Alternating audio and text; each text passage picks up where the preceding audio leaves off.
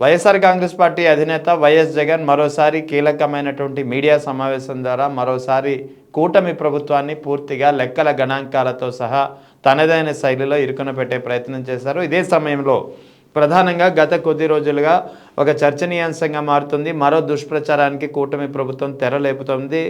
అది ఏడుకొండల జీవోకు సంబంధించి తిరుమల పరిధి 7 కొండల నుంచి 2 కొండలకు తగ్గించింది వైఎస్ఆర్ అంటూ మరోసారి గతంలో చేసినట్టే ఒక దుష్ప్రచారాన్ని తెరపైకి తీసుకొచ్చే ప్రయత్నం చేసిన నేపథ్యంలో వాస్తవానికి ఇదే జీవో ఏదైతే 746 జీవో వైఎస్ఆర్ హయాంలో వైఎస్ఆర్ స్వయంగా తీసుకొచ్చారో తిరుమల పరిధి 7 కొండలు 2 కొండలు కాదు 7 కొండలు అంటూ ఆ జీవోని తాను అధికారంలోకి వస్తే రద్దు చేస్తానని చెప్పి చంద్రబాబు నాయుడు చేసినటువంటి ఓపెన్ వ్యాఖ్యల వీడియోను వైఎస్ జగన్ బహిర్గతం చేశారు. సో ఈ నేపథ్యంలో ఈ అన్ని వివరాలపై మనతో మాట్లాడేందుకు ప్రముఖ లాయర్ జనసేన మాజీ ప్రతినిధి రజనీ గారు ఉన్నారు. నమస్తే మేడం. నమస్తే. నమస్తే అండి. వైఎస్ జగన్ ప్రెస్ మీట్ చూస్తుంటారు.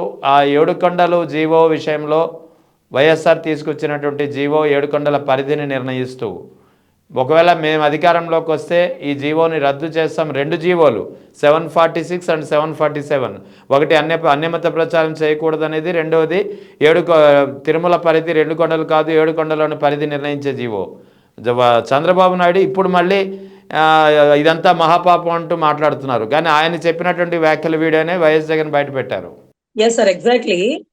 ఇక్కడ ఏం జరుగుతుందంటేనండి, అంటే బలమైన హిందూ ఓటింగ్, అంటే మెజారిటీ గల హిందూ ఓటింగ్ ని కూటమి కైవసం చేసుకోవడం కోసం వేసినటువంటి ఒక అద్భుతమైన పాచిక పారలేదు.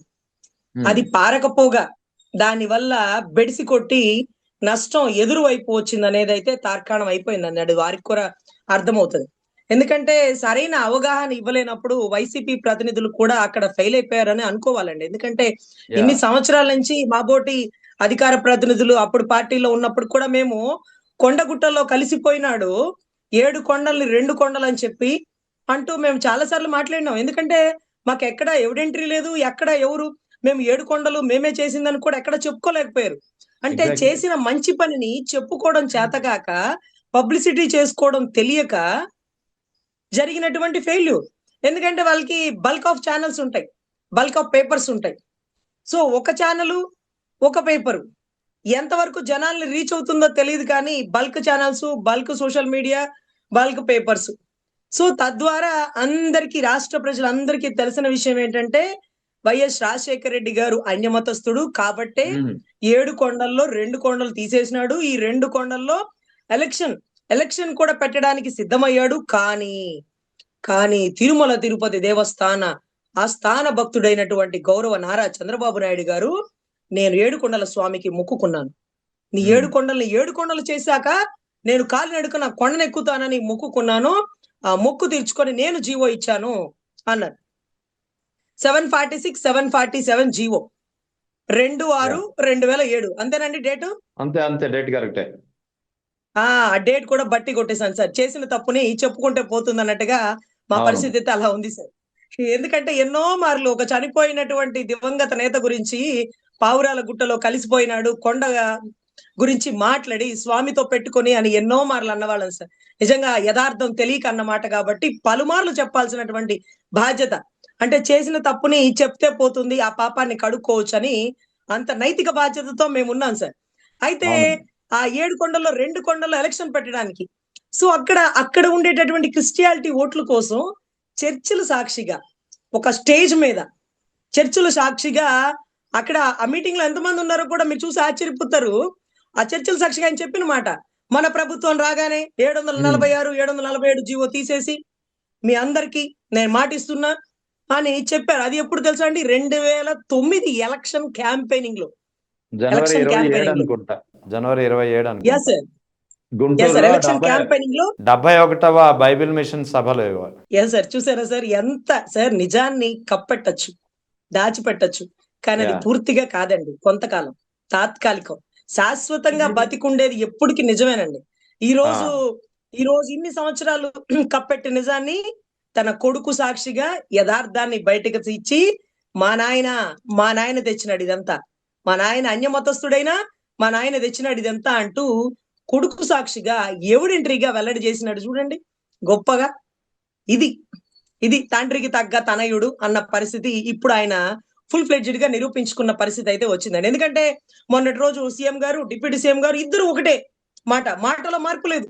అరే అదే పదం అంటే అవును 7 కొండల్ని 2 కొండలు చేసినారు కాబట్టి హిందూ ఓటింగ్ మీరు వాళ్ళకి వేయకండి అంటే 7 కొండల్ని 7 కొండలు అసలు సరే పాటే ఉంటది. 7 కొండల వాడ వెంకటరమణ గోవిందా గోవిందా ఆఖరికి 2 కొండలను ఒకళ్ళు 4 కొండలను ఒకళ్ళు అంటే ఆయన ఊరుకుంటాడా అండి?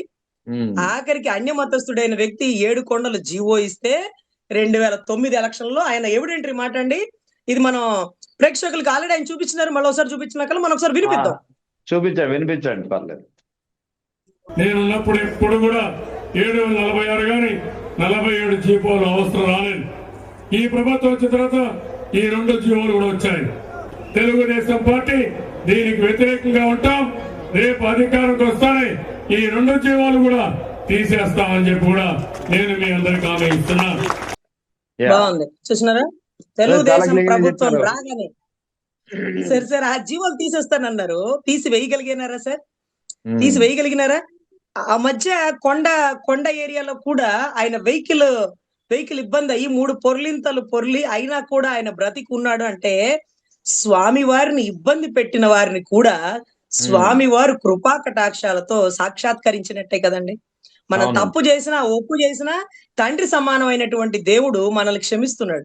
కాదు మేడం, కానీ ఇప్పుడు రాష్ట్ర ప్రజలు 2009 ఎన్నికల సందర్భంగా ఇంత క్లియర్ గా చంద్రబాబు నాయుడు వ్యాఖ్యలు చేశారు. మేము అధికారంలోకి వస్తే 746 747 జీవోల్ని రద్దు చేస్తామని చెప్పి చాలా క్లియర్గా ఆయన చెప్పినటువంటి వీడియో ఉంది.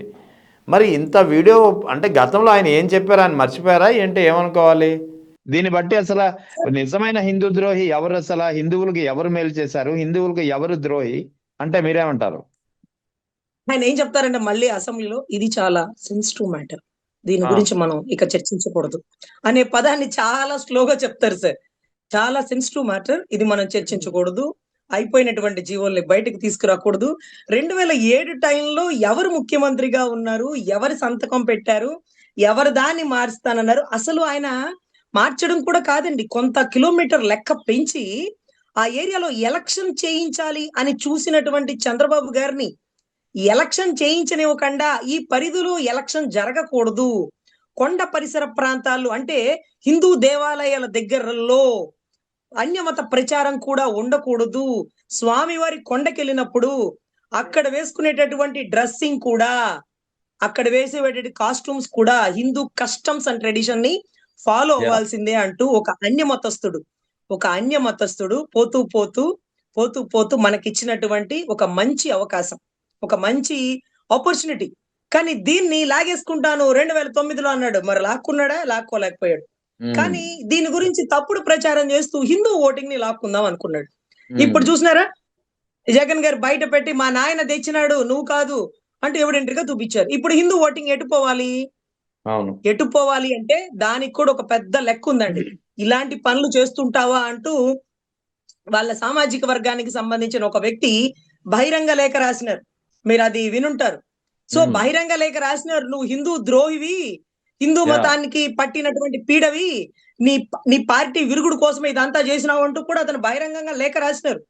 అదే చాలా ఆశ్చర్యం వేసింది. దాని గురించి అప్పట్లో నేను చాలా మ్యాటర్ కూడా రాసినానండి, ఎవరితోనూ ఇంత బహిరంగంగా లేఖ రాసినారు అని చెప్పేసి. సో అక్కడ మనకి తెలియాల్సినటువంటి విషయం ఏంటంటే అప్పట్లోనే దీని గురించి బాగా జరిగిందండి, ప్రచారం జరిగింది. ఎందుకంటే ఇది కరెక్ట్ కాదు ఇలా జీవోల్ని తొలగించడం అంటూ. కానీ ఇప్పుడు ఆయన ఓటింగ్ ఆయనకి కదలట్లేదు కాబట్టి హిందూ ఓటింగ్ ని లాక్కుందామని 3 సంవత్సరాలు ఇంకా ఎలక్షన్ కి టైం ఉండగా కూడా ఇంత కష్టపడుతున్నారంటే మీరు ఆలోచించండి. ఈ పని ఎలక్షన్ కి 1 సంవత్సరం ముందు 6 నెలల ముందు ఎలక్షన్ స్టంట్స్ అంటారు, ఇవి ప్లే చేస్తారు. కానీ మనం గెలిచినాము, అవతలోడు ఓడిపోయి ఉన్నాడు, మళ్ళీ ఎక్కడొచ్చేస్తాడా అని నిద్రపోకుండా మనం మళ్ళీ అతన్ని ఓడించాలి అనే పడేటటువంటి తపన మీద ఉండే శ్రద్ధ రాష్ట్ర అభివృద్ధి మీద పెట్టుకోవచ్చండి. ఎప్పుడు కూడా జగన్ గారు క్రిస్టియానిటీని నేను కాపాడుతాను, క్రిస్టియన్ ధర్మాన్ని కాపాడుతానని ఎక్కడ చెప్పలా. అది ఎందుకంటే చెప్పకూడదు. రాజకీయ నాయకుడు ఎప్పుడు ఒక మతాన్ని నేను కాపాడుతాను అంటే ఇంకొక మతాన్ని కాపాడినట్టే. రాజుగారి చిన్న భార్య మంచిది అంటే మరి పెద్ద భార్య ఎలాంటిది అనేటటువంటి అనుమానం. ఎస్ సార్, ఖచ్చితంగా అసలు ఒక రాజకీయ నాయకుడు ఒక మతానికి, ఒక కులానికి, ఒక ధర్మానికి ఎప్పుడు కట్టుబడి ఉండకూడదండి. అందుకనే అందుకనే ఎప్పుడు సనాతన ధర్మాన్ని కాపాడుతాను, హిందూ ధర్మాన్ని కాపాడుతాను అంటే పాపం క్రిస్టియానిటీ వాళ్ళు, లేకపోతే ముస్లిం ఓటింగ్ వాళ్ళు వీళ్ళందరూ దూరం అయిపోతారండి. మీకు తెలుసో లేదో ఈ మధ్య రూ. 10 బన్ను చాలా ఫేమస్ అయింది, అవును, గుర్తుందా? కోవా బన్ అండి, అవును గుర్తుంది. కోవా బన్. రూ. 10కి కోవా బన్ ఎలా ఇస్తావు? నువ్వు ముస్లింవి కదా! నువ్వేదో మమ్మల్ని హిందువులు ఏదో చేయడానికి వచ్చేసినావు. ఇదిగో మేము వింటున్నా ఈ మధ్య టీవీలో, మీ ముస్లిమ్స్ అందరూ మా హిందువులు ఏదో చేసేస్తున్నారు అంటూ ఉమ్, కోవా బన్ను వ్యక్తి మీద చేసినటువంటి దాడి, కోవా ఉమ్, బన్ను అతనితోనే తినిపిస్తూ, అతని ఒంటి నిండా చెమట్లు, కంటి నిండా నీళ్లతో ఉన్న పరిస్థితి ఉమ్, అండి. అవును అంటే చూసాం. ఒక అనుమానాన్ని ప్రజల్లో ప్రాపగాండ పెట్టేసినారు. సరే, ఇక్కడ హిందూ, ముస్లిం బాయి బాయి అనేటటువంటి ఒక సామాజిక వర్గం ఇది. ఇది సెక్యులర్ అవును, కంట్రీ. ఎగ్జాక్ట్లీ. ఈ సెక్యులర్ కంట్రీలో మీ మీ పేరేంటో నాకు తెలీదు. మొన్న ఎవరో చెప్తున్నారు ఒక ముస్లిం అని. నాకు తెలీదండి నిజంగా. మీ పేరు కూడా నేను కనుక్కోలేదు. ప్రజా చైతన్య ఛానల్ గారు ఆయనని రైట్, నేను రైట్, ఫీడ్ ఓకే. చేసుకుంటాను. Yes sir. బట్ ఆయన ఒక ముస్లిం అండి, మీకు తెలుసా అంటే నాకు తెలీదండి. అదే అతను జర్నలిజం, మనకి అతనికి సంబంధం ఏంటండి? సబ్జెక్ట్ అంతే. ఏ మతం అయితే ఏంటి అంతే. అనేసాను. ఉమ్, అయితే ఈ రోజు ఒక హిందూ ముస్లిమ్స్ కి వైరుధ్యం పెరిగిపోయింది. దేనికంటే ముస్లిమ్స్ ఉమ్, అందరూ కలిసి హైందవ ధర్మాన్ని చంపేస్తున్నారు అంటూ. ఇక్కడ ఉమ్, హైందవ ధర్మాన్ని ముస్లింలు చంపలా. హైందవ ఎగ్జాక్ట్లీ. ధర్మాన్ని హైందవ ధర్మాన్ని కాపాడదాం అనుకున్నటువంటి హెరిటేజ్ కి సంబంధించిన హిందాపూర్ సంస్థ ద్వారానే కల్తీ జరిగిందని నిరూపితం అయితే, హిందువులే కొట్టుకు చూస్తున్నారు, హిందువుల దేవుళ్ళనే కల్తీ చేసుకుంటున్నారంటూ మీ బోటు వాళ్ళు నవ్వుకొని పోతుంటారు. సో ఇప్పుడు రూ. 10 బన్నోడి మీద అనుమానం ఎందుకొచ్చిందంటే, అనుమానం నింపేసినాం మనం ఇప్పుడు. ఇప్పుడు అవును, ఎక్కడ ముస్లిమ్స్ ఒక ఒక బిస్మిల్లా రెస్టారెంట్‌లో వాళ్ళేమేం కలిపేస్తుంటారు. వద్దులే మనకెందుకు. అరే! ఇది ఎట్లా ఎళ్ళిపోయిందంటే, కొన్ని రోజులకెళ్తే 2 మతాలోళ్ళు నువ్వు దీంట్లో ఏంటో కలిపావు. ఏంట్రా మేము కలిపేది? మీ కంటికి మేము ఎట్లా కనపడుతున్నాం? మీరు ఉమ్, కలుపుతున్నారు. మేము టీవీలో చూసినాం. ఇలా 2 మతాల వాళ్ళు కొట్టుకుంటే, అరే! రూ. 10 బన్నోడు కాబట్టి, వాడు అవతలోడి మీద పోట్లాడలేని పరిస్థితిలో వాడి బన్ను వాడే తిని వాడి నిజాయితీ నిరూపించుకున్నాడు. అదే రైట్, అవును, 10,00,00,000కి సంబంధించినటువంటి ఒక ఓపెన్ రెస్టారెంట్‌కెళ్ళి ఇదిగో నువ్వు దీంట్లో ఏం కలిపినావు అన్నాడనుకో, అప్పుడు గొడవ ఎంత తీవ్రతగా ఉంటదండి. అవును. మాకేం అవసరం రా కలపడానికి. మీలో మీరే హిందువులు కొట్టుకు సాస్తంటే మాకేం పని? మీరెలా పుట్టారో మేము అలాగే పుట్టాం ఇక్కడ. మీకెంత హక్కుందో మాకు అంతే హక్కుంది అంటూ ఒకళ్ళకొకళ్ళ వాగ్వివాదం పెరిగిపోతుందండి. అసలు ఒక రాజకీయంలో మతం మాటే మాట్లాడకూడదు మనం. మనం కాపాడొచ్చు. మనం హిందూ ధర్మాన్ని కాపాడదాం. కానీ ఎక్కడ ఆ అంతే. పదాన్ని పొరపాటున కూడా డిప్యూటీ సీఎం గారు గాని, ఇంకెవ్వరు గాని వాడకూడదు. మనం కాపాడదాం. యోగి ఆదిత్యనాథ్ గారు ఆవుల్ని కూడా కాపాడతాడు. ఆవులకు కూడా ఆధార్ కార్డ్ ఇస్తారు. ఇక్కడ ఆవుల్ని కోసుకొని ఒక పెద్ద కోల్డ్ స్టోరేజ్‌లో కొన్ని వేల, వందల, లక్షల కింటాలు మాంసాలు దొరికి విదేశాలకి ఈ దేశం నుంచి ఎగుమతి వెళ్ళిపోతున్నాయి. ఈ రాష్ట్రం నుంచి అందున. దానికి సంబంధించి బాపట్ల ఎంపీ గారి అనుచరుడు ఉన్నాడంటూ మంచి కథనం బయటకొచ్చింది. ఆ కోల్డ్ అవును. స్టోరేజ్ ఎప్పుడు స్థాపించారు? ఎవరి హ్యాండ్ ఓవర్‌లో ఉంది? అన్ని కింటాల ఆవు మాంసం ఎవరు లబ్ధి చేస్తున్నారు? ఇవన్నీ బయటకు తీసి అవి పట్టుకుందాం. ఎందుకంటే సనాతన ధర్మంలో మొట్టమొదటి పాదం ఆవు, గోమాత, సమస్త దేవతలు కొలువై ఉన్నటువంటి ఒకే ఒక్క అంశం ఆవులో ఉంటదండి. సో ఇప్పుడు ఇక్కడ ధర్మాన్ని మేడం, కాపాడడం. ఈ ఓవరాల్ ఇష్యూలో ముఖ్యంగా జీవోకు సంబంధించినటువంటి వ్యవహారం, వైఎస్ జగన్ ఆ వీడియోను బయటపెట్టారు. చంద్రబాబు నాయుడు తాను అధికారంలోకి వస్తే ఆ, ఏ జీవోల గురించి అయితే ఆయన ఒక దుష్ప్రచారం చేశారో ఆ జీవోలను రద్దు చేస్తామంటూ చెప్పారు. అంటే ఇప్పుడు మళ్ళీ ఆయనేమో తామేదో సనాతన హిందూ పరిరక్షకులుగా మాట్లాడుతున్న పరిస్థితి. సో ఇప్పుడు ఈ పరిణామం నేపథ్యంలో మీరేమనుకుంటున్నారు? అసలు హిందువులకి మేలు చేసింది ఎవరు, ద్రోహం చేసింది ఎవరు అంటే? మనం అనుకునేది ఏంటండి, రాష్ట్ర ప్రజలు అనుకుంటున్నారు విత్ ఎవిడెంటరీతో జగన్ గారు నిరూపించాక టీడీపీలో ఉన్నటువంటి హిందువులు, జనసేనలో ఉన్నటువంటి హిందువులు, ముఖ్యంగా బీజేపీలో ఉన్నటువంటి హిందువులు ఆలోచిస్తుంటే యా, ఒరె ఇంత మోసమా, ఇంత దగానా, ఇంత నిజాన్ని ఈ దారుణంగా కప్పేస్తారా? 2007 ఎలక్షన్ అప్పుడు నువ్వు లేవా? నీకేం జరిగిందో తెలీదా? మీరన్నా చెప్పరేంటి మాకు అంటూ ఒకళ్ళకొకళ్ళు ప్రశ్నించుకుంటూ, నిందించుకుంటూ, మనం ఏ పాచిక వేసినామో శకుని పాచిక లాగా అది పారకపోగా రివర్స్ మనమయ్యి కూర్చున్న కొమ్మని నరుక్కునే పరిస్థితిగా, హిందూ ద్రోహిగా ఈ రోజు కూటమిలో ఉన్నటువంటి నాయకులు ఎవిడెంటరీగా అన్న మాటల ద్వారా నిరూపితం అయిపోయిందండి. ఈ రోజు ఒక తప్పుడు సమాచారం ఇవ్వాల్సిన అవసరం ఏముంది? మీరు హిందువులు అవును, కావాలంటే మంచి చేయండి. అందులోను ఒక నిజమైన ఆధారపూరితం అయితే మాట్లాడండి. 2007లో ఎవరు చీఫ్ మినిస్టర్ గా ఉన్నారో మనకు తెలీదా? 2009లో ఎవరు ప్రచారం చేశారో అప్పుడున్న వాళ్ళకి తెలీదా? సో అవును. ఇవన్నీ తెలిసినా తెలియనట్టు కప్పెట్టి హిందూ ఓటింగ్ ని ట్రాన్స్ఫర్ చేసేసుకుందాం, మన వైపు వచ్చేస్తారు అనుకుంటే హిందూ ఓటింగ్ ఇప్పుడు అటు వెళ్ళిపోయారు. అరే రే రే రే, అన్య మతస్థుడైనా మన మత ధర్మాన్ని కాపాడినాడే, మా నాయన చేసినాడు, మా నాయన హయాంలో జరిగింది అంటూ కొడుకు వాగ్వివాదంగా గట్టిగా గర్జిస్తున్నాడే అంటూ ఒక సానుభూతి వెళ్ళిపోయింది. ఆయన ఓటింగ్ ఆయన కాకుండా ఇప్పుడు హిందూ ఓటింగ్ లో 30% షిఫ్ట్ అయిపోయింది. 30%. మరి అప్పుడు హిందువులకి ఎవరు మెచ్చినటువంటి నాయకుడు? కాషాయం వేస్తే హిందూ సనాతన ధర్మం అయిపోతుందా? అరే అవదు. కాషాయం వేయలేదు, భార్యను తీసుకొని కొండెక్కలేదు, నెత్తి మీద తన భార్యను తీసుకొని ఎప్పుడు అవి చూడలేదు. ఇంకొకటి మనకెందుకు సార్? మనకెందుకు? ఆయన కొండెక్కితే మనకెందుకు? ఎక్కకపోతే మనకెందుకు? కింద కూర్చొని కొండలో ఉన్నటువంటి లంచగొండితనాల్లో అయినటువంటి వ్యక్తుల్ని ప్రక్షాళన చేస్తూ అక్కడ అక్కడ దొంగతనం జరిగితే దాన్ని పట్టించి ఎన్ని సంవత్సరాలు జరుగుతుందో ఎంక్వైరీ లేపించి హిందూ ధర్మాన్ని కొద్దో గొప్ప కాపాడే ప్రయత్నం చేస్తుంది అన్యమతస్థుడు. హిందూ ధర్మాన్ని కాపాడకుండా పక్కన పెట్టేసి కొన్ని వందల లక్షల కేజీల ఆవు మాంసాన్ని ఎగుమతులు దిగుమతులు జరుగుతుంటే చూస్తూ చూడనట్టు ఉంటున్నటువంటి వ్యక్తులు ఎవరు అనేది రాష్ట్ర ప్రజలే గమనిస్తున్నారండి. మనం ఎవరు ఇది తప్పు ఇది ఒప్పు అని చెప్పనక్కర్లేదు. నేనేం చెప్తున్నానంటే ఒక డిప్యూటీ సీఎం హోదాలో ఉన్న వ్యక్తి, సీఎం లో హోదా ఉన్న వ్యక్తి తప్పుడు సమాచారాన్ని ప్రజలకు ఇవ్వకూడదు. ఎగ్జాక్ట్లీ. తప్పుడు సమాచారం లేకపోతే ఆగండి. మీరు కాషాయం అంటే కట్టుకొని మెట్లు గడిగే టయానికి అది అది ఆవు కొవ్వు లేకపోతే పంది కొవ్వు చేప నూనె ఉందని కనీసం కంప్లైంట్ కూడా మీరు ఇవ్వలేదు. ఈలోపే మీకు మీరు ఊహాగానాలతో ఈ మాదిరిగా చెయ్యకూడదు అంటూ సుప్రీంకోర్టు చివాట్లు పెట్టింది. అంటే తప్పుడు సమాచారాన్ని ఒక అధికారిక హోదాలో ఉన్న మీరు చేయకూడదు. మేము చేసినామంటే మాకు తెలియదు సరే చెప్పేస్తాం. మీరు ఎలా అవును. చెప్తారు? మీ పక్కన పిఎలు ఓఎస్డీలు జీతాలు పెట్టుకుని దేనికి? కరెక్ట్ ఇన్ఫర్మేషన్ ఉంటేనే మీరు మాట్లాడాలా. Otherwise your liable to punish. అది మీరు తప్పు. నిజాన్ని కప్పెడుతున్నాం అనుకున్నారు. ఈ రోజు ఆయన వచ్చి సమాధానం చెప్పాడు. మాకు దొరకలేదు ఆ ఎవిడెంట్రీ. ఎందుకంటే పాత పెండింగ్ వీడియో మాకు తెలియదు కదా. చూడండి, ఈ రోజు మీరు ప్రజలని మోసం చేస్తూ తప్పుడు సమాచారాన్ని అందిస్తున్నటువంటి నింద ఈ రోజు గౌరవ సీఎం గారి మీద, డిప్యూటీ సీఎం గారి మీద, విద్యాశాఖ మంత్రి గారు మాట్లాడారో మాట్లాడలేదో పాపం దీని గురించి. ఇంపార్టెంట్ విషయాలు కావాలని తెలివిగా తప్పించుకుంటున్నారు. కొన్ని విషయాలు మనకెందుకులే, వాళ్ళు నెత్తినేసుకుంటారు అనేటటువంటి విషయాన్ని చాలా తెలివిగా సైడ్ అయిపోతున్నారు. సో ఎనీవే ఒక రెస్పాన్సిబిలిటీ పొజిషన్ లో ఉన్న వ్యక్తి హిందూ ఓటింగ్ కోసం ఇలా చేయడం కరెక్ట్ కాదు. ఎవిడెంటరీ ఉన్న విషయాలనే మాట్లాడాలి. ఆధారపూర్వకంగా మాట్లాడకపోతే తప్పుడు సమాచారం ప్రజలకు అందిస్తే అది కూడా లైబుల్ అండి. వాళ్ళు చాలా అకౌంటబిలిటీగా ఉండాలి. వాళ్ళ బాధ్యతాయుతంగా సమాధానం చెప్పాలి ప్రజలకి. అంతేగాని తప్పుడు సమాచారం ఇస్తే చూడండి ఈ రోజు ఎవిడెంటరీగా బయటపడిపోయింది. నిజాన్ని కప్పెట్టొచ్చు, దాచిపెట్టొచ్చు, కానీ ఎల్లకాలం కాదు. ఏదో కాలంలో నిజం వెలుగులోకి వస్తుంది. ఆ కాలంలోనే మనం అంతరించిపోతాం అన్న విషయాన్ని రాష్ట్ర ప్రజల ద్వారా నాయకులకు తెలియాలండి. రైట్. ఇప్పుడు ఇక హెరిటేజ్ అంశం, తిరుమల లడ్డూ నుంచి హెరిటేజ్ వరకు ఆ వ్యవహారం వెళ్ళింది. అందరూ చూస్తున్నారు రాష్ట్ర ప్రజలు. ఇప్పుడు హెరిటేజ్ విషయంలో ఎప్పుడైతే ఒక విమర్శ, ఒక ఆరోపణలు వచ్చాయో, ఆ హెరిటేజ్ షేర్ వాల్యూ దిగిపోతూ వచ్చిందో, ఇప్పుడు తాజాగా హెరిటేజ్కి సంబంధించి కొన్ని మీడియా ఛానళ్లకు, ముఖ్యంగా సాక్షి వంటి మీడియా ఛానళ్లతో పాటు కొన్ని డిజిటల్ ఛానళ్లకు కూడా కొన్ని నోటీసులు అందినాయి. దీన్ని ఎలా తీసుకోవాలి మేడం? ఓ పక్కన తిరుమల లడ్డు విషయంలో ప్రపంచవ్యాప్తంగా టీటీడీ ప్రతిష్ట పోయింది, అప్పుడు ఎవరు మాట్లాడలా. హెరిటేజ్ విషయానికి వచ్చేసరికి నోటీసులు వచ్చేసినాయి.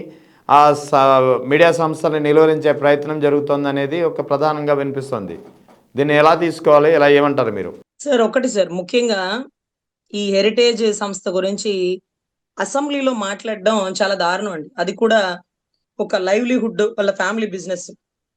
ఏదైతే మేడం గారు భువనేశ్వరి గారో బ్రాహ్మణి గారో వాళ్ళు ఒక మీటింగ్ పెట్టుకొని వాళ్ళ ఏదైతే లైవ్లీహుడ్ అయినటువంటి వాళ్ళ ఫ్యామిలీ బిజినెస్ ని వాళ్ళు మాట్లాడుకోవాలి, వాళ్ళు సమాధానం చెప్పుకోవాలండి. ఎందుకంటే ఈయన రాష్ట్రానికి ముఖ్యమంత్రి గాని హెరిటేజ్ కి ఇతనికి సంబంధం లేదు పాపం. వాళ్ళు సమాధానం చెప్పాలి.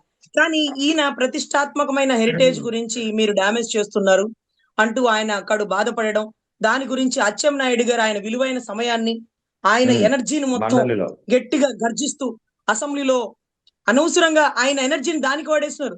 ఆ నియోజకవర్గ సమస్యల గురించి వాడకుండా హెరిటేజ్ మంచిది, హెరిటేజ్ గురించి మాట్లాడతారా అంటూ అసలు ఎవరా హెరిటేజ్? అసలు హెరిటేజ్ గురించి అసెంబ్లీలో మీకు ఇచ్చే టైం 5 నిమిషాలే కదా. ఆ సభాపతి గారు చెప్తారు, ఉప సభాపతి గారు రఘురామ కృష్ణరాజు గారు 5 నిమిషాలు మీకు 1 నిమిషం కూడా పెరగకూడదని. ఈ 5 నిమిషాల్లో మీ జిల్లాలో, మీ మండలాల్లో రోడ్లు లేవు, తర్వాత జల్ జీవన్ మిషన్ ద్వారా వచ్చేటటువంటి ట్యాప్ వాటర్ కొన్ని ఏరియాలు అందట్ల, వాటి గురించి మాట్లాడండి. వీధి లైట్లు లేవు. తర్వాత డ్రైనేజీ సంస్థలు, వచ్చేది వర్షాకాలం, మీరు సైడ్ కాలువలు వేస్తున్నారు కానీ రోడ్లు వేయట్లేదు. ఆ రోడ్లలో నేను చెప్తే అబద్ధం అన్నారా? పాపం తెనాలి శ్రావణ్ కుమార్ గారు అసెంబ్లీ సాక్షిగా, అయ్యా తాడికొండ నుంచి హైకోర్టుకి వెళ్లే ఘాట్ రోడ్ లో యాక్సిడెంట్లు అయిపోతున్నాయి, సచివాలయంకి వెళ్లే రూట్ సరిగ్గానే లేదు, తిడుతున్నారు ఎమ్మెల్యేలు, ఏంటయ్యా ఏం చేస్తున్నారని మమ్మల్ని అన్నారు. మరి మిగతా వాళ్ళు ఏం చెప్తారంటే రోడ్డు మీద పాలు పోస్తే ఎత్తుకోవచ్చు అంట. రోడ్డు మీద పాలు పోయండి, టీ డికాషన్ అన్ని కలిపి ఎత్తేసుకోవచ్చు మీరు. అంటే మీరు పాలు పోస్తే అదే టీ అయిపోతుంది, అదే డికాషన్ కూడా అయిపోతుందండి. అన్ని దాంట్లో ఉంటున్నాయి అక్కడ చెత్తా చెదారం.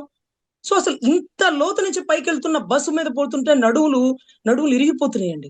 పాపం డ్రైవర్లు అయితే, ఏమమ్మా మీరు ఒక్కసారి ఎక్కినందుకే అంత బాధపడితే 4 ట్రిప్పులు పోయి వస్తున్నాం, మా గురించి మీరు చెప్పొచ్చు కదా, మా గురించి మీరు మీడియాలో చెప్పొచ్చు కదా మేడం గారు అంటారు. ఓపెన్ గా అండి, చాలా దారుణం. 4 రౌండ్లు పాపం వాళ్ళు వెళ్ళొచ్చి మేము 100 రూపాయలకి చిల్లర అడిగితే కూడా ఇవ్వట్లేదండి. ఎందుకంటే టికెట్లు లేవు. ఎక్కిన 10 మంది 20 మంది మగవాళ్ళు తప్ప మిగతా అంతా ఆడవాళ్ళు ఎక్కిస్తున్నారు. వాళ్ళు దిగిపోతే, ఆర్టీసీ వాళ్ళు దిగిపోతే రిటైర్మెంట్ అయితే 1500 పెన్షన్ అండి. షుగర్ బీపీ డబ్బులు కూడా రావు. కొడుకులు కూతుర్లు ఎక్కడో ఉంటారు, అడగడానికి కూడా పాపం వాళ్ళ మనసు ఒప్పదు. అరే వాళ్ళకి దిగిపోయాక ఒక 5000 10,000 ఎంతో పాపం పెన్షన్ పెట్టండి సార్. అసలు ఆ ఆర్టీసీ ఉద్యోగం వాళ్ళు ప్రాణాలకు తెగించి కాపాడుతారు. వాళ్ళు సక్రమంగా పోతేనే మనం వెళ్ళకపోతాం, లేకపోతే పోయే ప్లేస్ వేరే ఉంటది. సో ఈ మాదిరిగా వాళ్ళు 10 ట్రిప్పులు పోయొస్తూ 5 ట్రిప్పులు వెళ్ళొస్తూ నడువులు ఊడిపోతున్నాయండి. ఇంటికి వెళ్తే పడుకుంటే తినడానికి కూడా టైం లేక సోయి లేకుండా నిద్రపోతున్నాం అంటున్నారు సార్. సో ఇక్కడ హెరిటేజ్ సంస్థ గురించి మాట్లాడాల్సినటువంటి పరిస్థితి, విలువైన సమయం అసెంబ్లీలో కేటాయించకండి. అసలు హోమ్ మినిస్టర్ గారు అసలు మాట్లాడనే కూడదు. ఆ లైవ్లీహుడ్ బిజినెస్ వాళ్ళు వస్తారు, బ్రహ్మణి గారు వస్తారు, బూనం వచ్చింది, వాళ్ళు చెప్పుకుంటారు మా హెరిటేజ్ మంచిది. ఇందా చూడ నిన్న ఆవిడ వచ్చి చక్కగా ఒక 15 నిమిషాలు 20 నిమిషాలు ఆవిడ హెరిటేజ్ గురించి ఎక్కడి నుంచి వచ్చింది అంతా మాట్లాడారు, చక్కగా బాగుంది. వాళ్ళు మాట్లాడాలా? మీరెవరు? మీరెందుకు సమర్థిస్తున్నారు? మీకేం సంబంధం? ఇందాపూర్ కంపెనీ ఓనర్ ఎవరు? అక్కడ ఎవరెవరు పేర్లు ఉన్నాయి? బులుగు షర్ట్లు వేసుకుని, బులుగు టాప్స్ వేసుకుని ఎవరున్నారు? బూనం ఉంది, బ్రహ్మణం ఉంది. వాళ్ళు మాట్లాడుకుంటారు, వాళ్ళ జీవన విధానం లైవ్లీహుడ్ అది. అరే మీరెందుకు? అచ్చెన్నాయుడు గారు ఎందుకు అంత ఎనర్జీ చించేసుకుంటున్నారు? అరే కంగారు పడిపోతున్నారు సార్. గుమ్మడికాయ దొంగ అంటే భుజాలు తొడుకున్నట్టు మీకెందుకు? ఇందాపూర్లో తప్పుందో ఒప్పుందో సిబిఐ నిర్ధారించింది. అసలు వాళ్ళ ద్వారా పంది కోగలిసిందా, ఏ కోగలుస్తుందా? ఈ మధ్య మన దగ్గర ఒకతను జనసేన ఒకతను ఉన్నాడండి, సంతమాగులు పరిసర ప్రాంతాల్లో. అతను మొన్న చెప్తున్నాడు, అంతకుముందు హెరిటేజ్ లో వర్క్ చేసేవాడిని అండి. కొంత టైంలో ఆవు పాలు దొరకనప్పుడు వాళ్ళు పొడి తెస్తారట. పొడే పిండో పొడవు చెప్పినాడండి. ఆ పిండి పొడి అతను ఎవిడెంటరీగా కూడా మాట్లాడతాడు అవసరమైతే. అరే అతను చెప్పినాడు, మేడం నేను 3 సంవత్సరాలు అక్కడ వర్క్ చేసినానండి, ఒక పొడి తెస్తారు, ఆ పొడితో పాలు తయారు చేస్తారు, దాంతో పెరుగు వచ్చేస్తది, ఆ పెరిగి చాలా వరకు ట్రాన్స్ఫర్ అయిపోతుంటది అని స్వయంగా అతను నాతో చెప్పాడు. అంటే నాకు తెలియదులేండి, అతను చెప్పిన మాట నేను చెప్తున్నాను కదా. సమ్ హాస్ టోల్డ్ సార్, దాని గురించి ఆయన చెప్పారు, ఎందుకంటే ఆయన వర్క్ చేసినాడట 3 సంవత్సరాలు. సో ఇటువంటి పరిస్థితుల్లో మనమేమి వాళ్ళని డిగ్రేడ్ చెయ్యము. మనకి తెలియనప్పుడు మనం ఎందుకు మాట్లాడతాం? ఇప్పుడు అబద్ధపు పత్రిక, సాక్షి పత్రిక, అబద్ధపు ఛానల్, సాక్షి ఛానల్, ఇలా మరి ప్రతిసారి వారు మాట్లాడుతున్నారే. అదే మాదిరిగా భారతీ సిమెంట్ లో 50% ఇంటర్నేషనల్ కంపెనీ వాళ్ళ షేర్లు, 50% వీళ్ళవి. మరి ఇంటర్నేషనల్ కంపెనీ డ్యామేజ్ అయిపోతుందిగా, వాళ్ళు పార్ట్నర్స్ కదా, మొత్తం మంది కాదు కదా. సో ఇట్లా మనము మాత్రం అవతలోడి మీద బురద జల్లేయచ్చు, వాడు మాత్రం ఒక చిన్న నీటి బొట్టు ఇసిరేయంగా నర్ర నేను తడిసిపోయాను, నేను మొలకొచ్చానంటే అది అవుతుందా అండి? ఇది రాజకీయాల్లో ఒకరినొకరు ఇప్పుడు నన్ను 100 మాటలు తిడుతున్నారు, ప్రధానికి నేను నిరూపించుకోవాల్సిన పని లేదు. సరే రాజకీయాల్లో ఇక్కడ దాకా వచ్చాం, తిడతారు, తిట్టించుకోవాలి, పడాలి, ఇక అన్నిటికీ ఒక రోజు బాధపడతాం, 2వ రోజు బాధపడతాం, 3వ రోజు అలవాటు అయిపోతుంది. సో అదే మాదిరిగా మీరు ఏదో పరువు నష్టానికి వేసేసినట్టున్నారు. మరి పాలలో పాల శాతం చాలా తక్కువగా ఉందని, పెరుగులో కల్తీ ఉందని 1,00,000 రూపాయలు పెనాల్టీ వేసినప్పుడు మారు మాట్లాడకుండా కట్టింది మీరే. కేరళ అయితే పూర్తిగా బ్యాన్ చేసేసింది. మీరు పాలతో చేయట్లేదు వ్యాపారం, పిండితో చేస్తున్నారు, పొడితో చేస్తున్నారు. దీనివల్ల మాకు కేరళలో ఉన్నటువంటి పాపులేషన్ కి ఇబ్బంది జరుగుతుంది, మా ప్రజలకు అనారోగ్య సమస్యలు వస్తున్నాయి, క్యాన్సర్ కారకాలు వస్తున్నాయి అంటే ఏంటంటే రాసేసినారట వాళ్ళు. సో వాళ్ళ మీద మనం పరువు నష్టం వేస్తే వాళ్ళు ఊరుకోరు. వాళ్ళు పినరావు విజయ్ గారు, ప్రభుత్వాలు ఎన్ని వచ్చినా ఆయన మాత్రం ఫిక్స్డ్. సో అటువంటి పరిస్థితుల్లో సార్, అందుకనే వాళ్ళు తెలివిగా కొండతో ఢీ కొట్టుకోరు సార్, కొండతో ఢీ కొట్టుకోరు. నేనేం చెప్తున్నానంటే, మీకు ఇచ్చిన అసెంబ్లీలో 5 నిమిషాల్లో అవతలోడు గోవిందా గోవిందా అని 10 సార్లు కేకలేసిన ఏది వైసీపీ వాళ్ళు. 11 మంది కదా చక్కగా నామాలు పెట్టుకున్నట్టుగా, వాళ్ళకి ఇప్పుడు అవసరం వచ్చింది గోవిందా గోవిందా అంటూ వాళ్ళు అయినా సరే పాపం మీ విలువైన సమయాన్ని మీరు మీ సమస్యల గురించి, అంటే మాకు సమస్యలు ఉంటాయి కదా, వాటి గురించి మీరు చర్చించండి. కానీ హెరిటేజ్ మంచిది, హెరిటేజ్ లైవ్లీహుడ్, హెరిటేజ్ ని డ్యామేజ్ చేస్తున్నారు, మనకి ఎందుకు సార్? బ్రహ్మిణి, బూనమ్మ మాట్లాడుకుంటారు. హెరిటేజ్ డ్యామేజ్ అయిపోతుందని మనకు గుర్తొస్తుంటే ప్రతిష్టాత్మకమైనటువంటి స్వామివారి సంపద లాంటి లడ్డు ప్రసాదాన్ని ఇన్ని రోజుల నుంచి ఆ పంది కొవ్వు, చేప నూనె, ఆవు నెయ్యి, ఆవు నూనె ఇవన్నీ కలిచేసినాయి అంటూ మీరు మాట్లాడుతుంటే మరి స్వామివారి ప్రతిష్ట ఎంత దెబ్బతినిందండి? అవును. మీది చిన్న డ్యామేజే. ఆయన ఇమేజ్ ని ఈ రోజు మీరు ఎంత డ్యామేజ్ చేసినారండి? పక్క విదేశాల నుంచి వాళ్ళు చర్చించుకుంటున్నారు. ఐక్యరాజ్య సమితి నుంచి వచ్చి అయోధ్యకి చూడ్డానికి వచ్చిన వారు కూడా మా లడ్డూలో పంది కొవ్వు ఉందట కదా! అయ్యయ్యయ్యో! మేము ఐక్యరాజ్య సమితిలో ఉన్నటువంటి శుద్ధ బ్రాహ్మణులమే మేము. అయోధ్య రాముడి కోసం వచ్చినామే, మాతో కూడా అవి తినిపిచ్చేసినారా? రైట్. ఇంతకీ అవును. తేలిందా? తేల్లేదా? అని వారు అడుగుతున్నారు. Right so, madam. రైట్. ఆధారాలు లేకుండా ఒక పదవిలో ఉన్నటువంటి మీరు మాట్లాడుతుంటే, ఒక పేపర్ మాట్లాడింది, ఎవరో పదవిలో లేనోళ్ళు మాట్లాడారని మీరు బాధపడుతుంటే, మరి స్వామివారు ఇలాగా లడ్డూలో కల్తీ ఉందని మెట్లు మెట్లు కడిగేసినటువంటి ఉప ముఖ్యమంత్రి గారి మీద, లడ్డూలో పంది కొవ్వు కలిసిందని మాట్లాడిన మీరు మీద, లేకపోతే మీ తనయుడు విద్యాశాఖ మంత్రి మీద పరువు నష్టం వేస్తే 10,000 కోట్లెయ్యాలి కదా! దేవుడు హ్మ్. కదా! రాలేడు కదా! అడగలేడు కదా! మనల్ని కడిగేయలేడు కదా! అనే కదా! స్వామివారి రైట్. ఇమేజ్‌ని సంవత్సరం నుంచి మీరు డ్యామేజ్ చేసింది. ఈరోజు మీకు చేతుల్లో పనుంది కాబట్టి చక్కగా నోటీసులు ఇచ్చేస్తున్నారు. తప్పు హ్మ్. సార్. మీరు ఒకవేళ అటు చూపిస్తే స్వామివారు మిగతా 4 వైపు నీ వైపే ఉన్నాయిరా స్వామి అని ఈరోజు చూపించినట్టు అయింది కానీ, మీ రైట్. హెరిటేజ్ ఇవాళ కాకపోతే రేపైనా డెవలప్ అవుతుందిలెండి. ఎనీవే బూనమ్మ గారిది, బ్రహ్మణి గారి ప్రతిష్టాత్మకమైన సంస్థ కూడా బావుండాలని, ప్రజలకి మంచి సేవలు అందించాలని రైట్. మనస్ఫూర్తిగా కోరుకుంటున్నాం. రైట్. దయచేసి స్వామివారి జోలికి ఏ నాయకుడు పోకూడదని, ఆయన శక్తి చాలా గొప్పదని మనమందరం రైట్. ఈ విషయంలో భావించాలని మనస్ఫూర్తిగా కోరుకుంటున్నాను. Right. Thank you madam. Thank you. Thank you sir.